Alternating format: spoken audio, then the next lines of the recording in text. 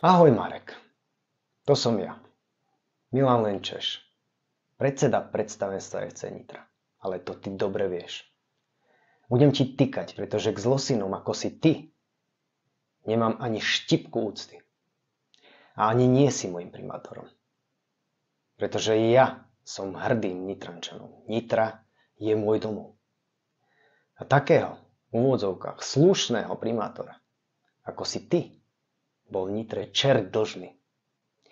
Ubezpečujem ťa, že nie len ja som si vedomý toho, že teba do primátorského kresla prepašovali hlavne tí tvoji súkmeňovci s úprimným vzťahom k narkotikám. Už si to aj vrabce na strechách čvirikajú. Mimochodom, v Nitre sa za tvojho úradovania rozmohol drogový biznis ako nikdy predtým. Aspoň v niečom teda vyčnievaš nad tvojimi predchodcami v kresle primátora. Ale poďme k veci. Donedávna si útočil na mňa a moje deti z futbalového klubu FC Nitra. Áno, mám za ne zodpovednosť. Tak ich nazývam svojimi. A aj to tak cítim. Vieš, oni sa na mňa spoliehajú a dúfajú, že FC Nitra neskončí. Tak, ako ste si to ty a tvoji kumpáni naplánovali. Pamätáš na rok 2021, keď som hľadal u teba ako primátora krajského mesta podporu pre Akadémiu FC Nitra, ktorej v tom čase trénovalo 360 detí.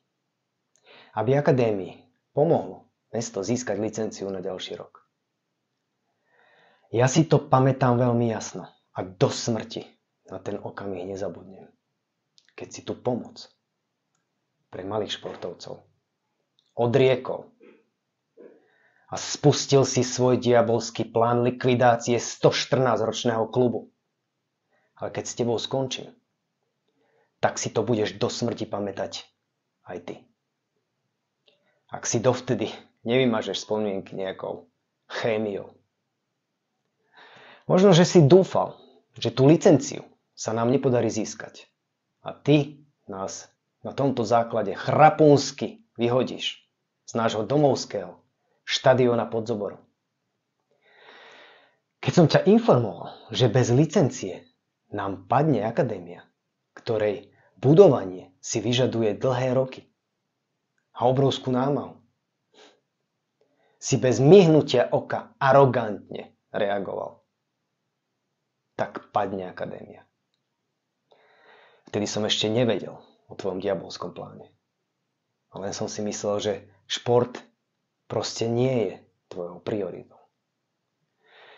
Našťastie sa však našli dobrí ľudia, ktorí podali pomocnú ruku a patrí im za to moja úprimná vďaka. Hlavne bývalému futbalistovi a poslancovi za Nitru, Petrovi Oremusovi, ktorý sa pričinil levým podielom na získaní tejto obligátnej licencie. Čo teba asi veľmi nepotešilo, pretože už vtedy si kul pikle s ostatnými členmi tej tvojej nepodarenej, organizovanej skupinky, ktorých tiež stotožním v dohľadnej dobe. Nech celá Nitra vie. Rozhodol si sa za každú cenu FC Nitra zničiť, ale narazil si na nepreniknuteľnú prekážku. Na mňa, Marek. Ale kým si to ty vo svojej jednoduchosti zistil, tak už bolo neskoro, pretože už som pracoval na záchrane klubu. Chcel si odovzdať štadión futbalovému klubu zo Seredi. Náš štadión, nitriansky štadión, ktorý nepatrí tebe, patrí tým deťom, ktoré majú mesto Nitra na drese a na rozdiel od teba aj vo svojom srdci. Na tom pamätnom rokovaní mestského zastupiteľstva, na ktorom som presvedčil poslancov Nitry, aby použili zdravý rozum a hlasovali v prospech detí z Akadémie FC Nitra.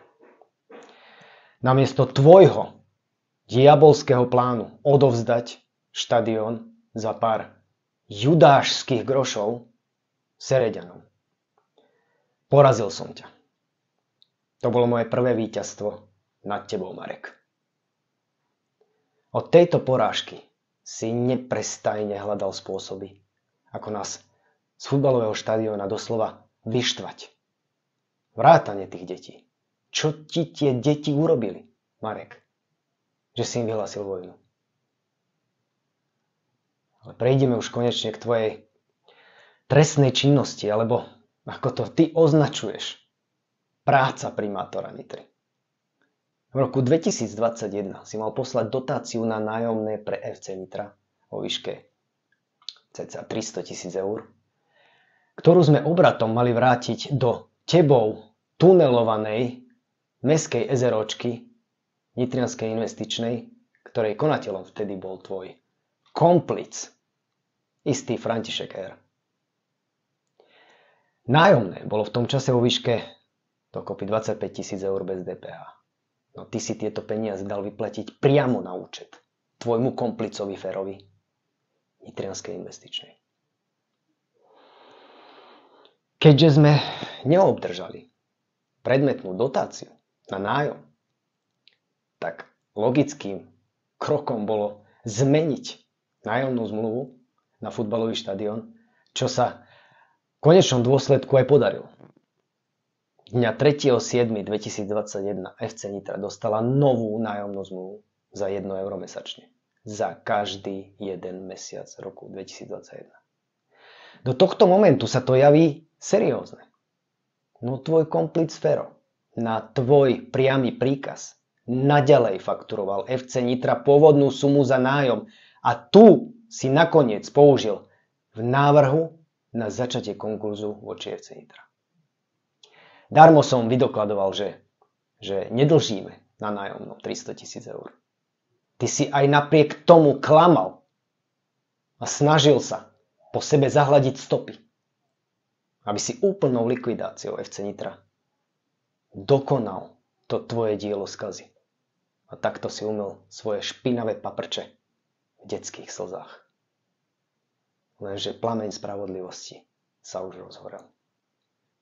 Marek, ja teraz budem prilievať olej do ohňa a všetky zozbierané dôkazy o tvojej nekalej primátorskej činnosti a o porušovaní zákonov poskytnem orgánom činným v trestnom konaní. A niektoré som už aj medzičasom poskytol a už sú súčasťou tvojho zločineckého spisu. Marek OČTK sa už o teba teraz plnohodnotne zaujímajú. Takže, Marečku, pravda o tebe prichádza a ja budem jej poslom. V ďalších videách ťa do detailov rozoberiem, aby celá Nitra spoznala tvoj príbeh na základe skutočných udalostí a nie ten o slušnom Slovensku, v ktorom ťa umyli, očesali, obliekli a dosadili za svojho primátora pofidérne protislovenské mimovládky. Marek, ty si zobral svojich rukojemníkov deti. Preto si kladiem otázku. Čo si ty za posledného chrapúňa? Čo skoro sa túto otázku bude pýtať celá Nitra. Priprav sa. Začíname.